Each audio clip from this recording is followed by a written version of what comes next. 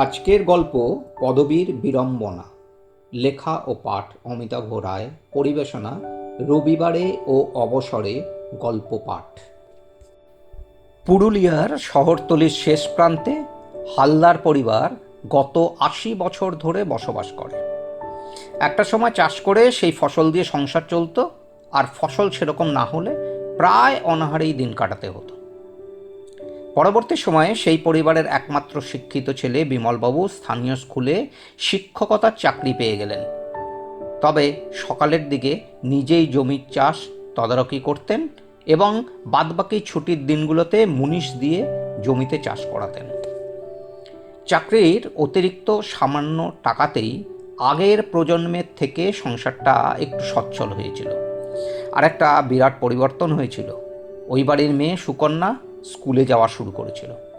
বাড়িতে শিক্ষার প্রসার এতটাই হয়েছিল যে ভবিষ্যতে বংশ এগিয়ে নিয়ে যাওয়ার জন্য একটা পুত্র সন্তানের জন্মের উদ্দেশ্যে অনিশ্চিত লড়াই চালিয়ে যাননি, বরং এই মেয়েকে সেই রকমভাবে মানুষ করার সুপ্ত বাসনা মনের মধ্যে ছিল। মনের ইচ্ছার একটা বড় ধাপ সেদিন ছুঁয়েছিল যেদিন সুকন্যা যাদবপুর বিশ্ববিদ্যালয়ে কম্পিউটার সায়েন্স ইঞ্জিনিয়ারিং পড়ার সুযোগ আদায় করে নিয়েছিল। বিমলবাবু সবার কাছে সব খোঁজখবর নিয়ে একটা লেডিস হোস্টেলে মেয়েকে রেখে এসেছিলেন।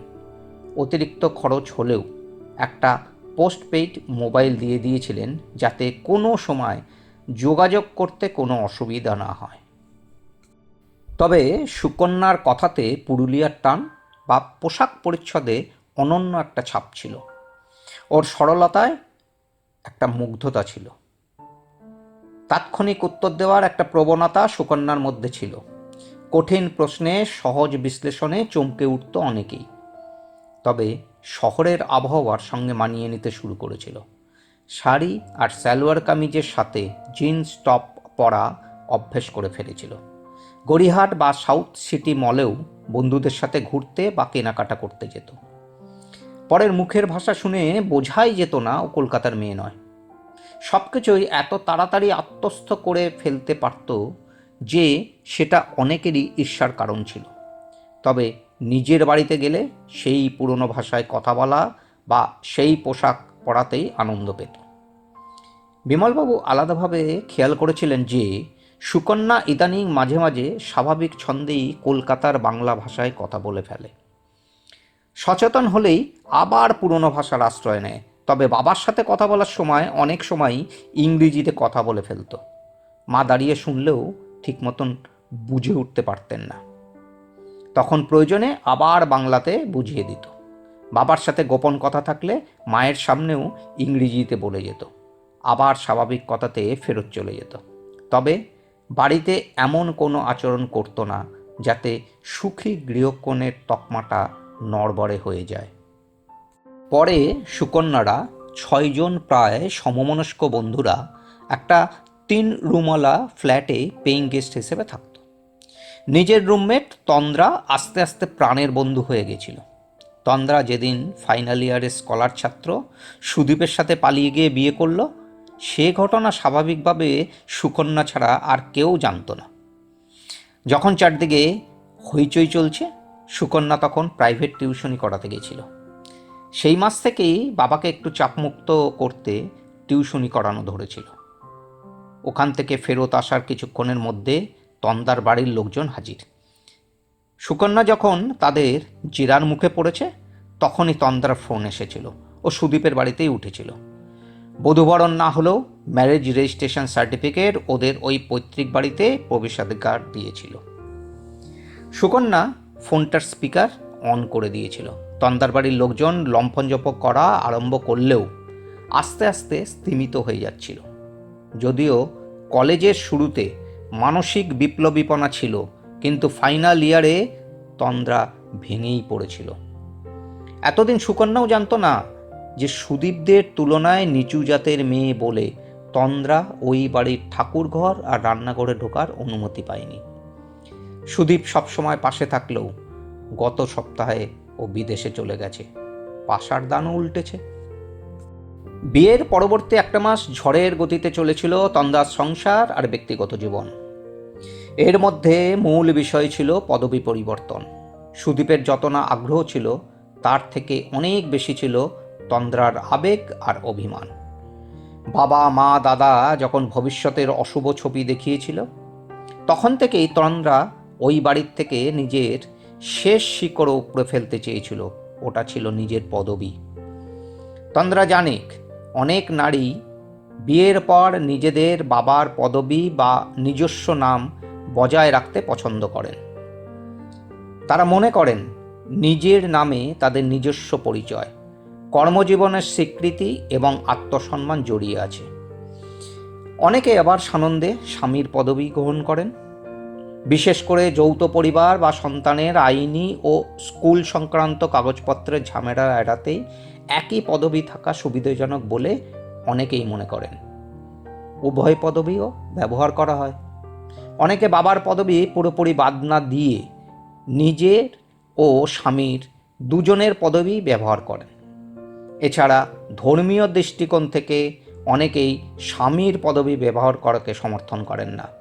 এটি সম্পূর্ণ একজন নারীর নিজস্ব মানসিকতা, আইনি স্বাধীনতা এবং ব্যক্তিগত পছন্দের উপর নির্ভর করে। কিন্তু এক্ষেত্রে তন্দ্রা শুধুমাত্র স্বাভিমানকেই প্রাধান্য দিয়ে শুধু সুদীপের পদবি বহন করবে বলে স্থির করেছিল। এরপর কয়েকটা দিন তন্দ্রা কলেজের ক্লাস না করে পদবি পরিবর্তনের জন্য কয়েকটি আইনি ও দাপ্তরিক ধাপ অনুসরণ করতে ব্যস্ত হয়ে পড়ল। তন্দ্রা অসুস্থ নয়, অথচ কলেজে উপস্থিত নয়, এটা সবার কাছে অত্যাশ্চর্যের ব্যাপার। সুকন্যা তখন স্পিকটি নট। ওদিকে তন্দ্রা প্রথমে একজন নোটারি পাবলিকের মাধ্যমে 100 টাকার স্ট্যাম্পে একটি নোটারাইজড হলফনামা তৈরি করে তারপর স্থানীয় এবং জাতীয় দৈনিক সংবাদপত্রে নাম পরিবর্তনের ঘোষণা দিয়ে একটি বিজ্ঞাপন প্রকাশ করেছিল। নিজের ম্যারেজ সার্টিফিকেট বা বিবাহ নিবন্ধনের মূল কপি সুন্দর করে ল্যামিনেশন এবং ফটোকপি সংগ্রহ করে রেখেছিল। আধার ও প্যান কার্ডে নতুন নাম ও ঠিকানা আপডেটের জন্য সংশ্লিষ্ট অফিসে আবেদন করেছিল। নতুন পাসপোর্টের জন্য পাসপোর্ট অফিসে রিইস্যু ক্যাটাগরির মাধ্যমে নাম ও পদবি পরিবর্তনের আবেদন করেছিল। ব্যাংক অ্যাকাউন্টে ব্যাংক পাসবুক আর ডেবিট কার্ডের জন্য আবেদন করেছিল। কয়েকটা দিন সব অফিসে ঘোরাঘুরি করে যখন সব কিছু হাতে পেল, সে যেন এক পৃথিবী জয় করে ফেলেছিল। সুদীপ ততদিনে এক বড় কোম্পানির ম্যানেজার।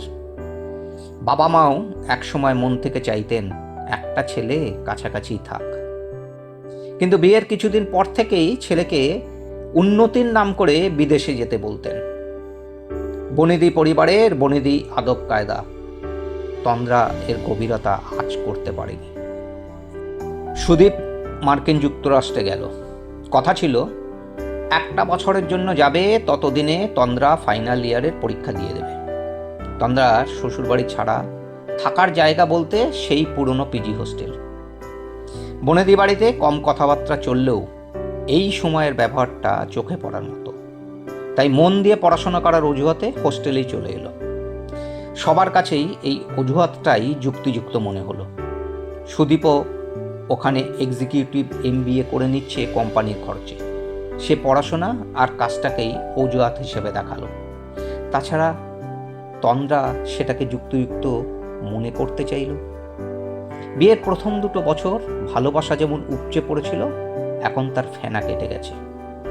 পরিস্থিতি যেমনই হোক না কেন, প্রতিকূলতাকে মেনে নিয়ে নিজের লক্ষ্যে স্থির রেখে এগিয়ে যাওয়াটাই আসল চ্যালেঞ্জ হিসেবে নিয়েছিল তন্দ্রা।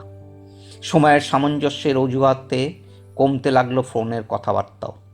ওই অতিরিক্ত সময়টা বাবা মা সুযোগ বুঝে নিয়েছিলেন। সুদীপকে বোঝাতে খুব একটা অসুবিধা হয়নি।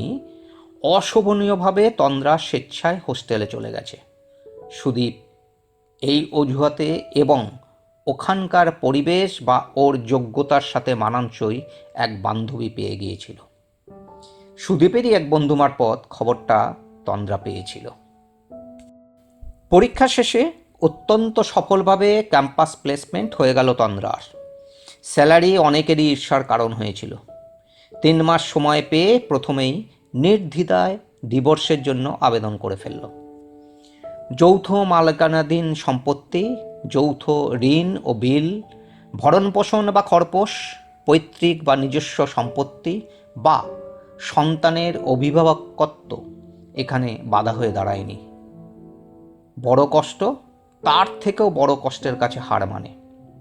তন্দ্রা যখন 1 বছর বাদে ডিভোর্সের ডিক্রি পেয়ে গেল, তখন মানসিকভাবে একদম ভেঙে পড়ল।